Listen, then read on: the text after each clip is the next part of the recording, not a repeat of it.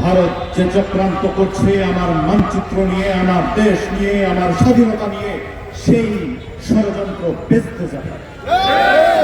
সর্বোপরি একটি কথাই বলে শেষ করব, বর্তমানে ভারত বাংলাদেশের চিকেন নেক হিসেবে ব্যবহার করছে ফেনীর মিরসরাই। এটিকে রক্ষা করতে হলে আমার এই 18,000 বিডিআরকে ফিরিয়ে আনতে চাই। বাংলাদেশের মানচিত্রকে অক্ষুণ্ণ রাখতে চাই। ভারতের কোন দাবিদারি সরকারকে দেশে প্রতিষ্ঠিত করতে দিতে পারব না।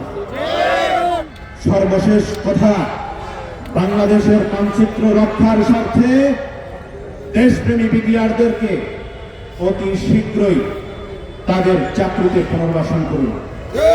যারা দোষী তাদের বিচার হোক, যারা বিনা দোষে জেল খাটছে তাদেরকে মুক্তি দিতে হবে।